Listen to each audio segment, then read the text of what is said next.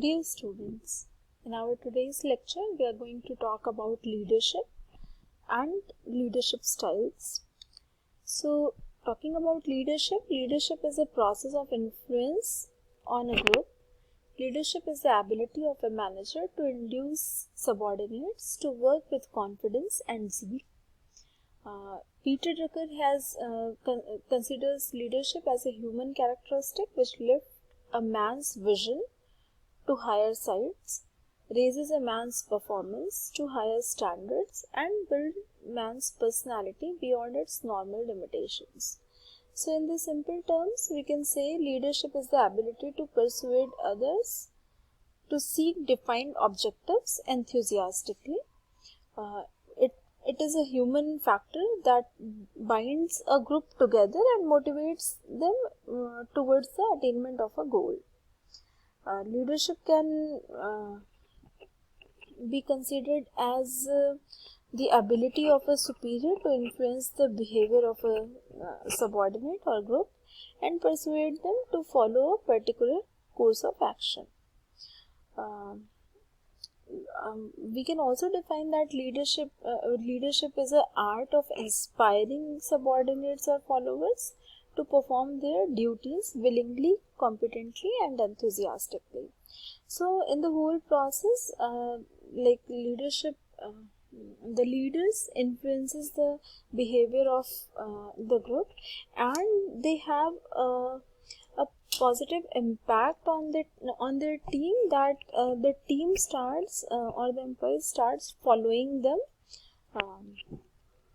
and it actually helps the organizations to attain their objective.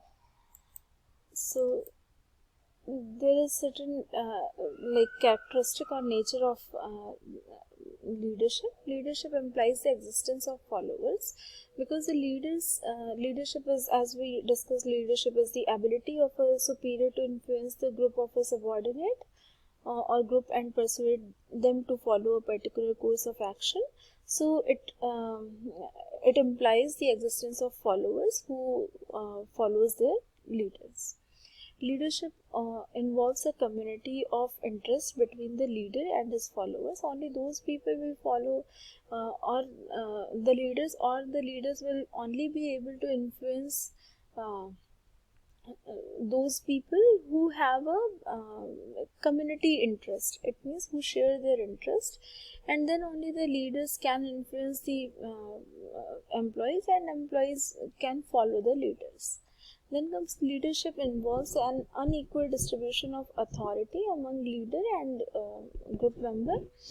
Yes, it is different with the this manager, and leadership actually involves unequal distribution of authority. Leaders may have many authority, and they can influence with those authority. They can influence their group members. Leadership is a process of influence, leadership is a trait also, and at the same time it is a process also, which the process of influencing others and then getting the things done.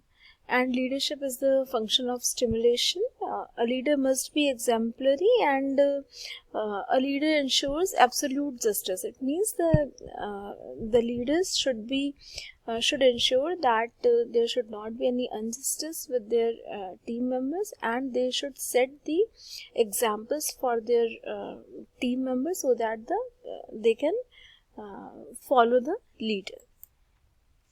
There are many leadership styles and patterns.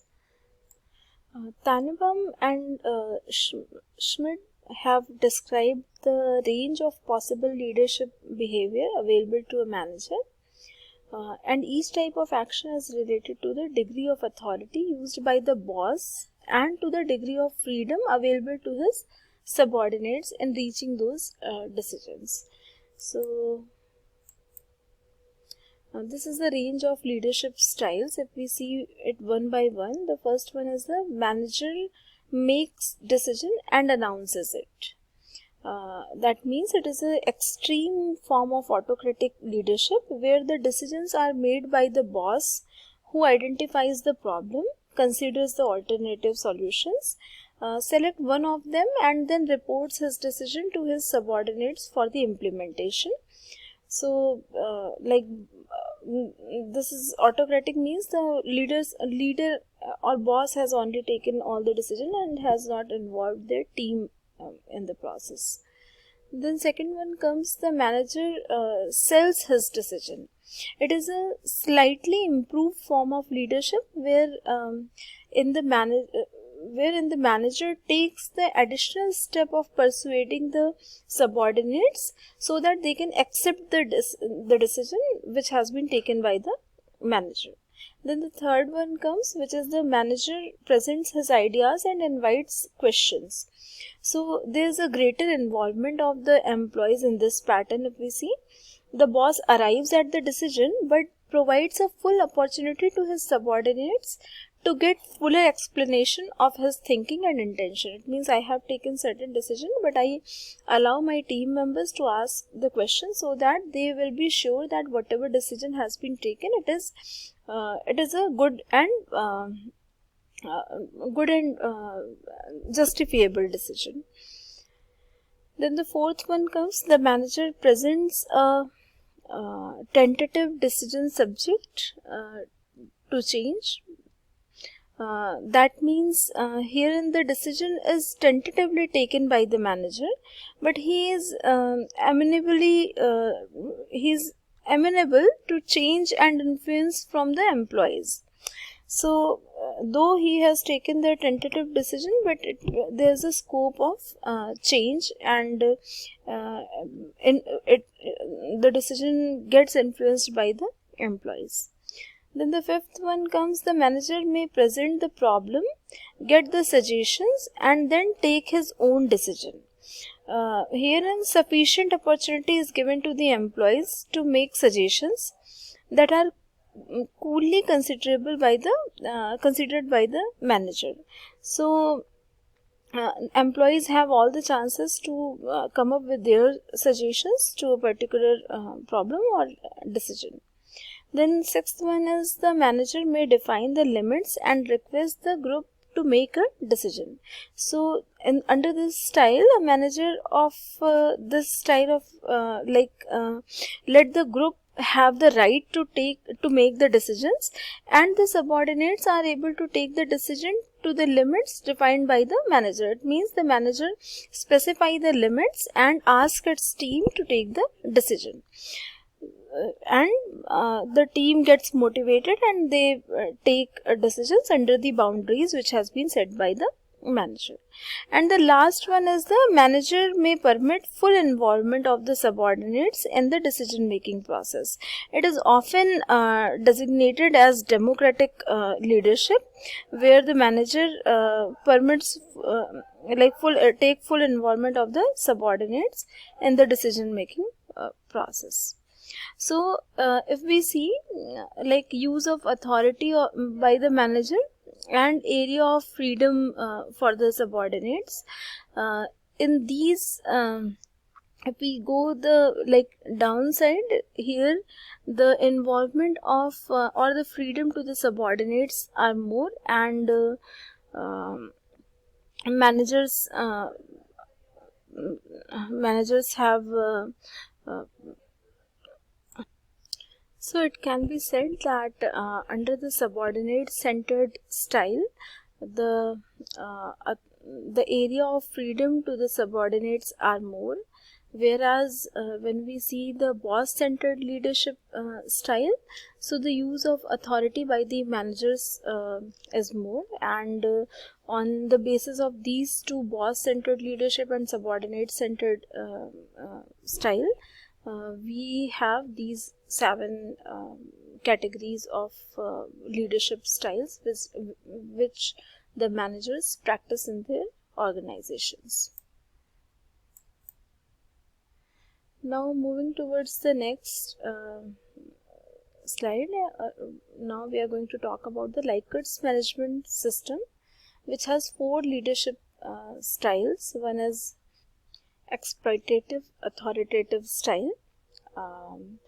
Under this style, the manager has no confidence or trust in the subordinates, and subordinates feel no freedom to discuss things about the job with their superiors. So in solving job problems, manager seldom gets ideas and opinions of the subordinates. Second one is the benevolent authoritative. In benevolent authoritative style, it is the autocratic leadership style where the manager has condescending confidence and trust in subordinates. They motivates with rewards and some punishments, permits some upward communication. They solicit some ideas and opinions from their subordinates and allows some delegation of decision making, but with close policy control. So like it is little better than the exploitative one, but again it is a autocratic leadership style. Then the third style under Likhart's management system is consultative.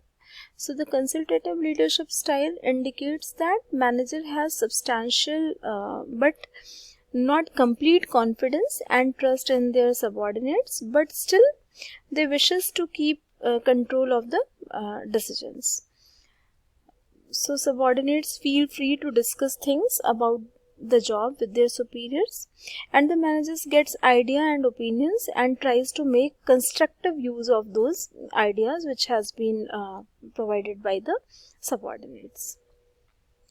Then comes the participative style, leadership style. It is also known as democratic leadership style. So under this style, the manager has complete confidence and trust in subordinates and allows them direct equal participation in the decision making process. So subordinates also feel completely free to discuss things about the job with their superiors, and the manager always asks subordinates for their ideas and opinions and make constructive use of those ideas which has been presented by the.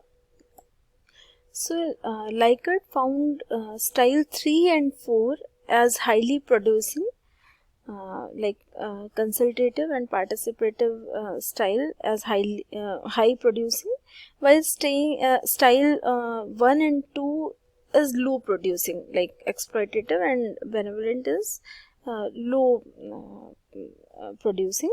Likert also suggested extensive and intensive leadership training at all levels of management so that they can move into style 4 as early as possible. So the best style Likert has considered is the participative style, where the managers ask for the suggestions and the employees, the team members are the team members are participative and they participate in the decision making, and they feel completely free to discuss things about their jobs and problems with their senior managements. So this is all about Likert's management style. In our next class, we will be talking about the communication.